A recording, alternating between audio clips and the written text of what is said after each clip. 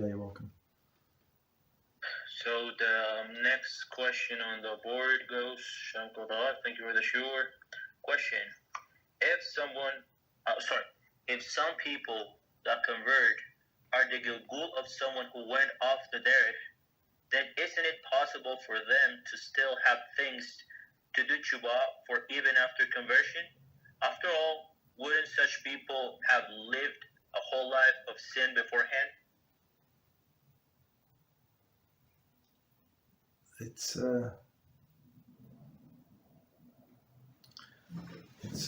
very, very good and deep question.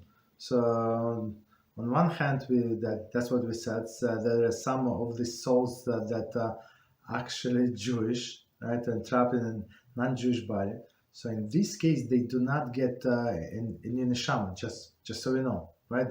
Because neshama was a Jewish, in non-Jewish body, where the person was had this thing to go through the conversion. It's same as. We have several people, actually a lot of people. I don't know how many. I don't want to say number. A lot of people that should go through the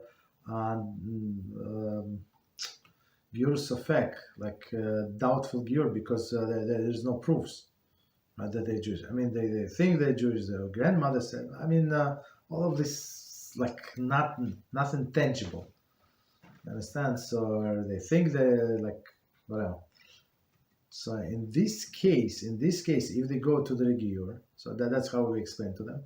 If they were Jewish, so there is nothing is going to happen, right? So they just can confirm for themselves, and they're going to stay with the same neshama soul, right? But if they were not Jewish, then they're going to get a new soul, right? So and that new soul, of course, comes. It's not pure, with some things that must be corrected, of course, from previous Gilgul. But it's of course, in HaShem, it's His great wisdom. It's suited exactly for that specific person, right? So it's like continuation of what he or she were doing before, right? And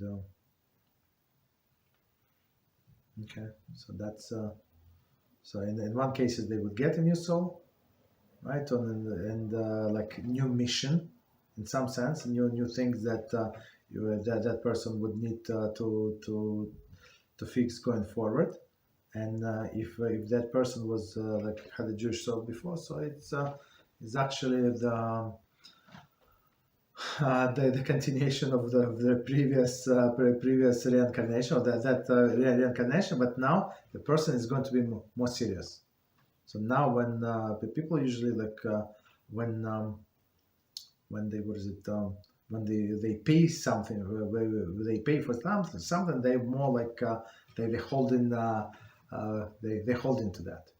If they get something for free, they're not usually they easily to let it go. Okay.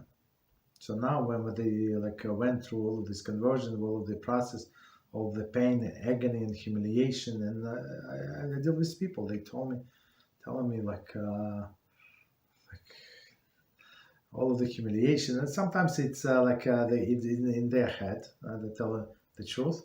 Sometimes it's they pay attention to all of the stupid people around. I mean, if I would pay attention to all of the stupid people around, I would be one of them, right? You have to choose who to ignore, and that's it.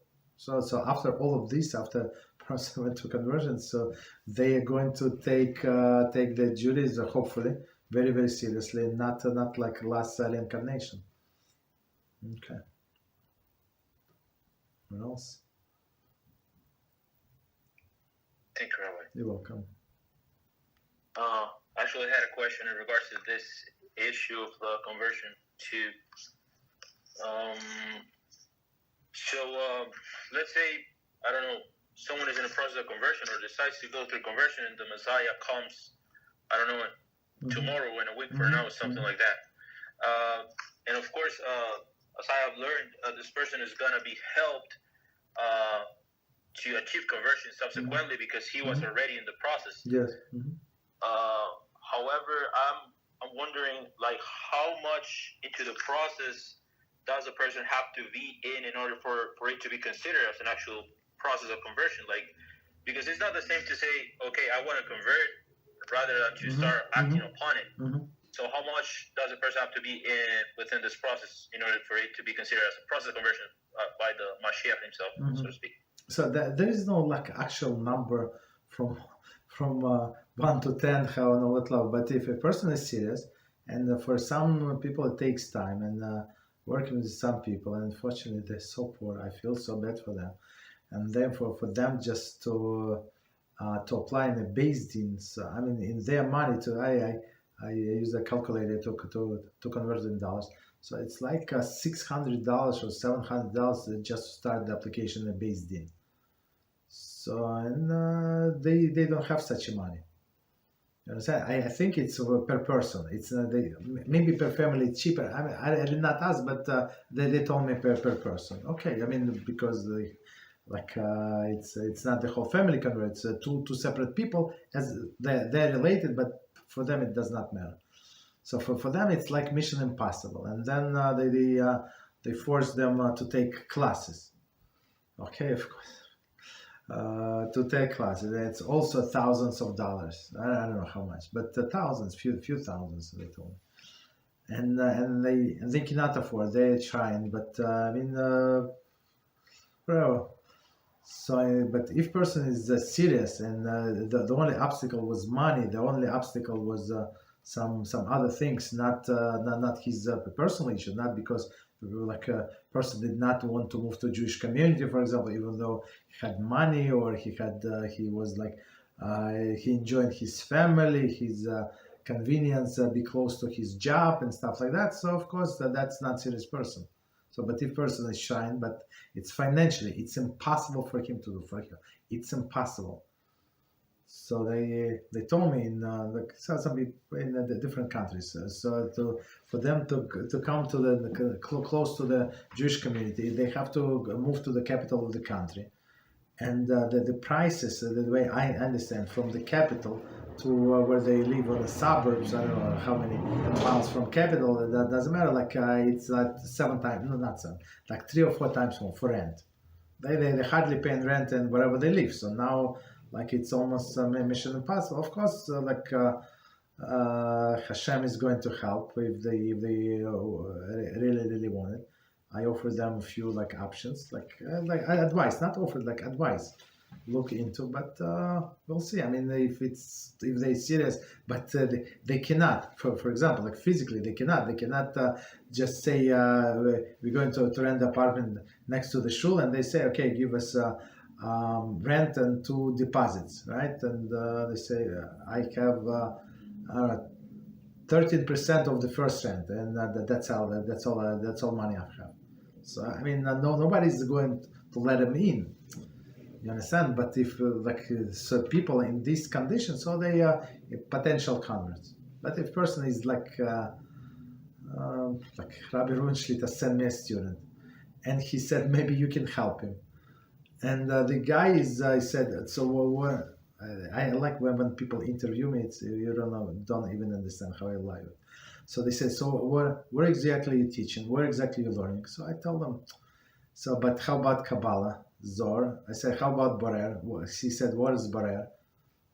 I said, but you don't know what Borer? No, I don't know what Borer. But tell me, what is Borer? So the guy is learning Kabbalah, and he actually converted, unfortunately, like 10 years ago, and still into Kabbalah, and we still got stuck into laws of Shabbos.